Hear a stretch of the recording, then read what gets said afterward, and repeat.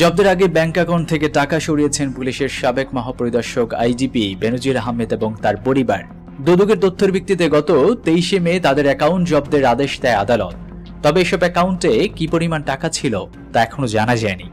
Bank account থেকে টাকা সরানোর মতো করে জমি, ফ্ল্যাট বা অন্য কোনো সম্পদ বিক্রি বা হস্তান্তর করেছেন কিনা সেই বিষয়ে কোনো তথ্য পাওয়া যায়নি। তিনি দেশে আছেন কিনা তা নিয়েও রয়েছে ধোঁয়াশা। একটি সূত্র বলছে পরিবার নিয়ে বেনজির আহমেদ দুবাই পালিয়েছেন। যদি তাই হয়ে থাকে তাহলে প্রশ্ন উঠেছে, এত বড় এলিগেশন থাকা সত্ত্বেও তিনি কিভাবে দুবাই পালালেন? তাকে সহযোগিতাই বা করেছেন কারা? এ নিয়ে সামাজিক যোগাযোগ মাধ্যম এখন উত্তাল। এদিকে অ্যাকাউন্ট জব্দ হতে পারে এই বিষয়টি আগেই জেনে গিয়েছিলেন বেনজির আহমেদ, নাকি তিনি ধারণা থেকেই টাকাগুলো সরিয়ে ফেলেছেন তা এখনো নিশ্চিত হওয়া যায়নি। তবে বেনজিরের সম্পত্তির বিষয়ে যেসব সরকারি সংস্থা খোঁজ রাখছে তাদের মাঝে একজন কর্মকর্তা বলেন, গত সপ্তাহে তার অ্যাকাউন্টগুলো ফাঁকা করা হয়েছে। এর আগের অভিজ্ঞতা থেকে দেখা গেছে যখনই কেউ বুঝতে পারেন তাকে ধরার চেষ্টা চলছে তখনই তিনি টাকাগুলো সরিয়ে ফেলেন।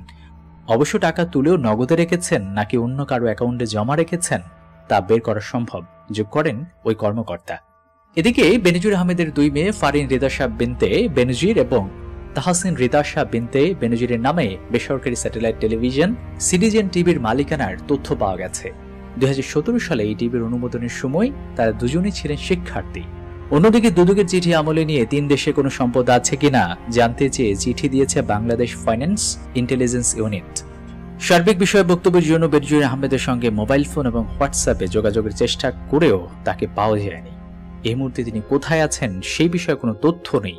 তবে ধারণা করা হচ্ছে স্ত্রী সন্তান নিয়ে এই মুহূর্তে তিনি দুবাইতে অবস্থান করছেন।